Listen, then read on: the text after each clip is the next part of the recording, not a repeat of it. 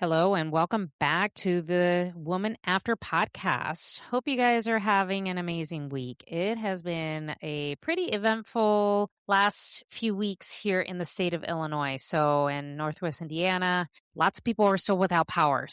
And there are threats for more tornadoes and just damaging winds and storms today. So, this is going to be a very eventful Friday, just to say the least. And it's not even a fucking full moon for all my wooey spiritual girlies out there because I am very into that. So I recently got a book on moon phases and how to manifest during the moon phases. So this is exciting because I love everything about astrology, human design, birth charts, things like that. And a lot of the elements in those, because I dove in and I put in all my information and got the results, it really aligns to how I am as a person and just my personality and the things that I create and just the way I operate, not only in life, but in my business. So really, really awesome. And then I even got a book on tarot. So I'm going to be diving into that. I just love everything when it comes to that. Yes, I'm very wooey. I'm a 1000% spooky kind of woman where I love all spooky things. And yeah, that's just me. So if this is your first time listening to my podcast, my name is Karinna Hogan. I am a self-trust and identity healer slash coach. So I help women who have going through divorce, that are over 40 and learn how to come home to themselves and build their self-trust, really reclaim a new version of themselves instead of running back to the old one. So I go ahead and I lead with my lived experiences. It is something, when it comes to divorce, it's really something that is just like grieving a death. But I am showing you in real time because I'm also, embarking on my own healing journey on things that I have gone through within the last year and a half and just really showing you that there is that woman after divorce and it's never an end. So, one of the things that I like to update you guys on is because I have a couple updates is I have created a free training. It's called The Haunted Woman. So, yes, I'm a spooky gal and I incorporate those things into just what I love to not only teach, share, but to inspire other women out there. So it basically is a training. It's 5 episodes. It's an audio training where I walk you through how to break the patterns of just the self-abandonment, losing yourself, whether it's through divorce, motherhood, career, life, whatever shit it has thrown at you, and to really start to recognize the patterns and help you face them and overcome them. So if you're interested in that free audio training, the link is in the show notes. Second update that I have is if you have seen on social media, especially on Instagram, I'm mainly posting on Instagram, having some problems as far as TikTok. So I've kind of ceased posting on TikTok for the woman after. So you can find me on Instagram where I will be going ahead and posting all my juicy content there. So if you've caught any of my Instagram posts, I am one of the founding mothers to the Breadwinner Energy House. So the Breadwinner Energy brand, the company, is owned by my life and business coach, Tay Daniels. She is the owner, the CEO of the brand Breadwinner Energy. I am one of the 4 founding mothers in that brand where the woman after operates under this brand. And all the methodologies that are taught under the Breadwinner Energy brand also are in line with the woman after. Okay. So it is an exciting venture for me. I am super excited because I really get to step into that power of being the woman after. I have experienced divorce. I have experienced heartbreak. I have experienced losing myself through motherhood and losing myself through a career that I spent 23 years in, and knowing that I wanted something after, something more for my life, and knowing what I wanted as a woman after divorce, after the heartbreak, after all this. I really had to understand who I really was. Okay. So make sure you check out social media for that because that is so exciting. And the other founding mothers are incredible women. They are just, it's amazing to be in a community of women that we all share the same passions to help others. And we do it in just the most amazing way. So I am one of the founding mothers and I am proud to share that. So, which of course you've seen my podcast, my new cover on my podcast. And yes, I do have the logo where I am one of the founding mothers of the Breadwinner Energy House. So let's get into today's episode where I'm going to be taking a deep dive and we're going to have some really good conversation about you don't need to find yourself. You need to stop losing yourself. Now, I know that there is a lot of fucking content. I'm going to get real on this podcast because I talk about the real raw shit. That the content is, well, if you just find yourself and be happy and, be positive and write all these affirmations, can we fucking stop? Please. That is not going to get you closer to being who you want to be after some man has broken your heart and fucking just left you in the gutter. That is not going to get you closer to the horrible divorce you just went through and you still have to co-parent with the dad of the kids. That is not going to get you closer to being the woman after when you have completely put everybody else's needs in front of your own. Okay.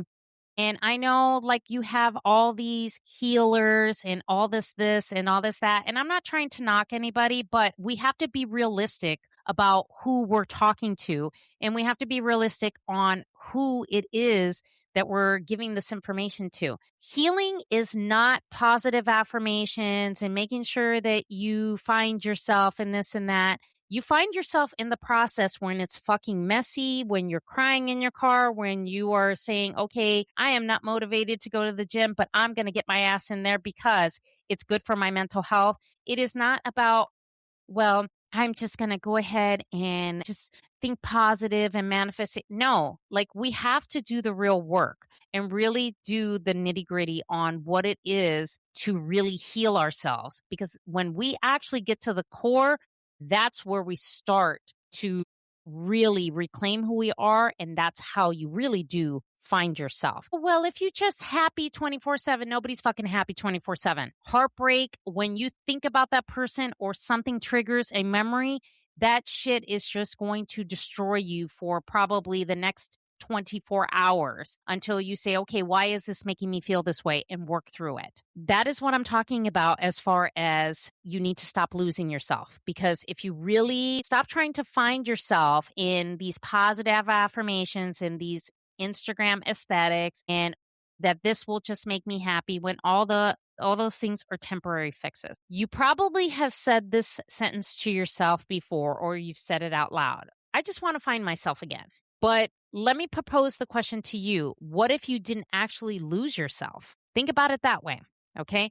What if you became incredibly just good, like a fucking expert at ignoring yourself? Think about those statements that I just said, okay? Because I don't think women really need to find yourself per se, okay? I think they need to stop losing themselves in motherhood, in the next, relationship that just doesn't add anything to your life, in a marriage that really doesn't serve you as far as because there is some type of neglect, financial, verbal, physical abuse. We all need to stop losing ourselves through motherhood and putting everybody else's needs first. And I'm going to be talking about some identities that we've built as women to survive. And I'm guilty of these because I have built these identities and thinking, oh, well, this is who I am, when it's bullshit.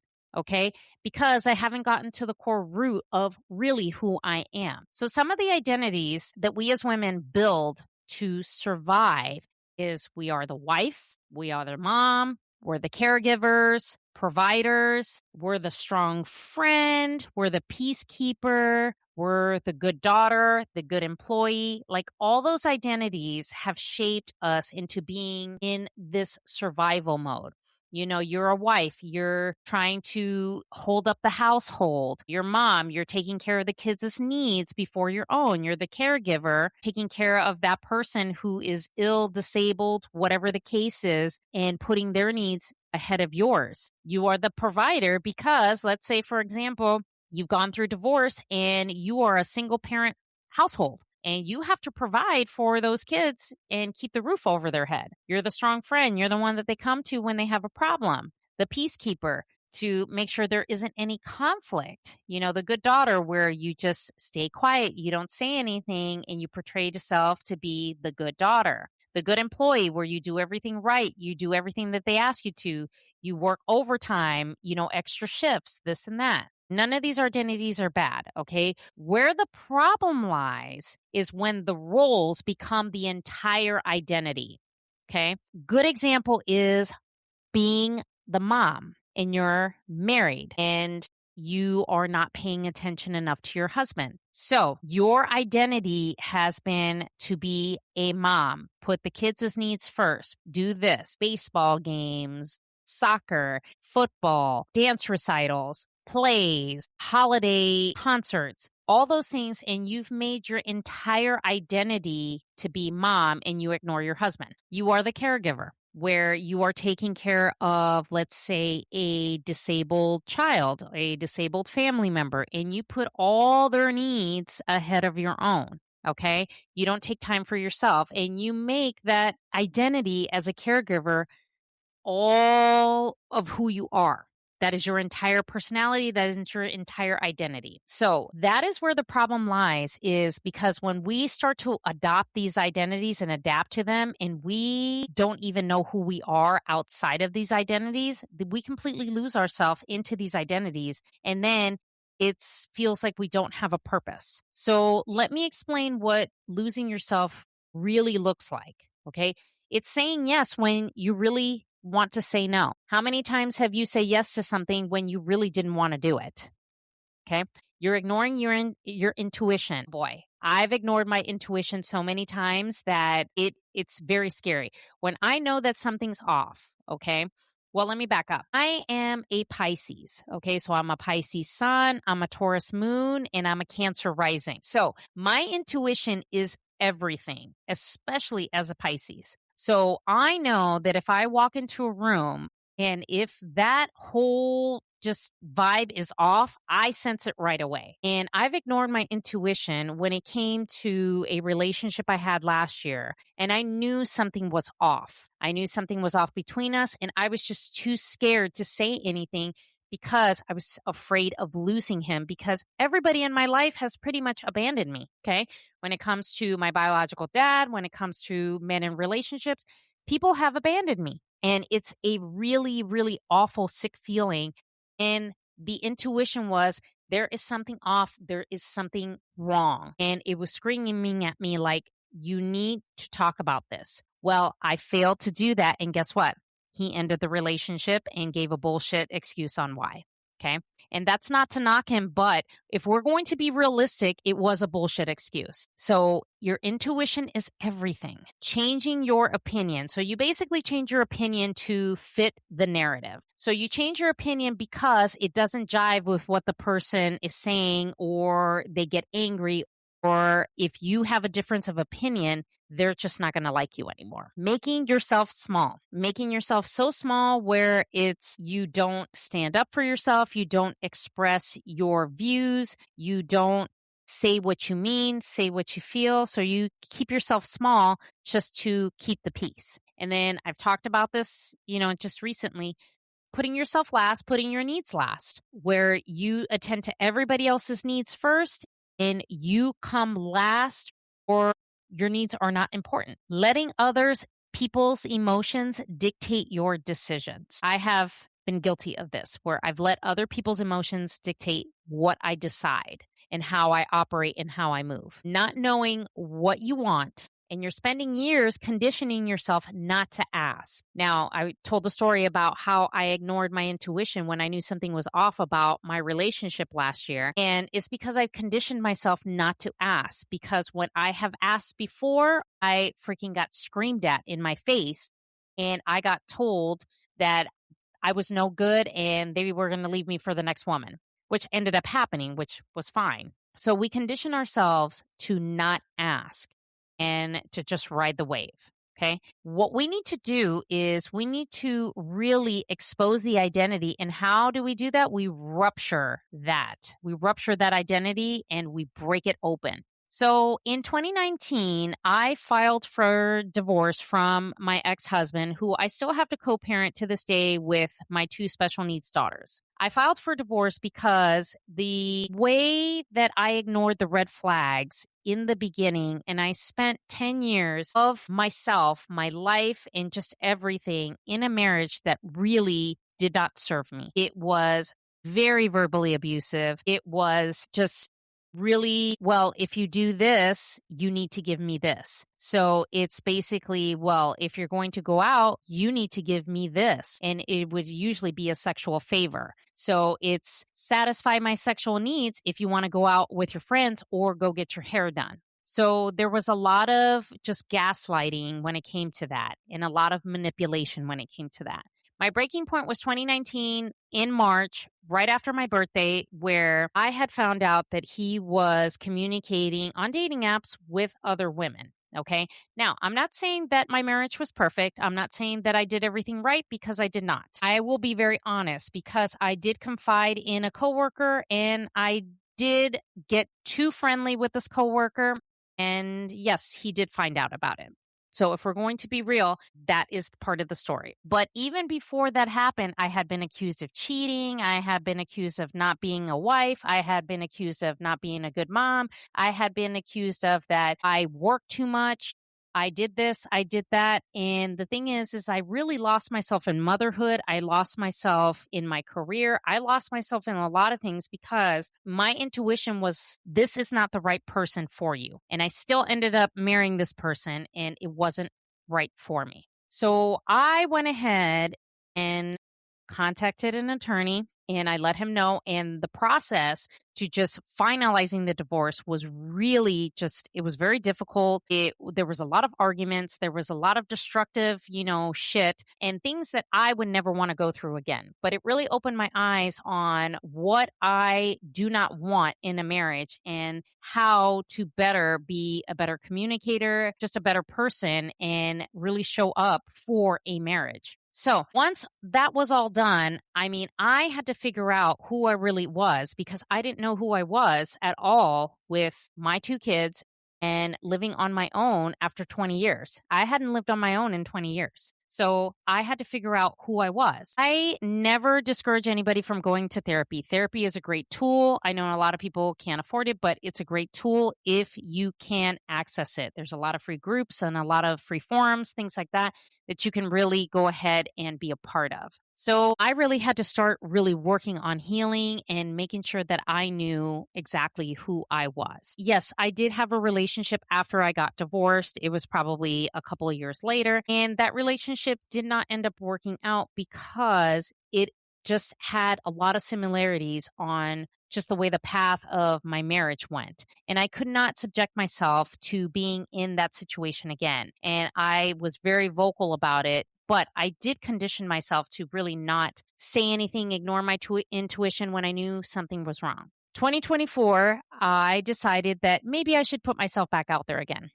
I met somebody that was wonderful. It is the first man that I ever felt safe emotionally, that really just calmed my brain and really made me feel like I can just be me and just be a woman, and really hone in on just the parts of me that I absolutely loved. Unfortunately, that relationship ended last year, and it really broke me because of the way it ended. And to have that emotional safety and then all of a sudden ripped away from you really did something to me, and it really messed me up. But I had lost an identity because I kept choosing the same kind of person, but just in a different face, because I really didn't hone in on who is it that I really want. But the bigger picture is who am I? Not Karinna, the CT tech, not Karinna, the business owner, not Karinna, the mom, not Karinna, the wife, not any of those identities. Like, who am I really?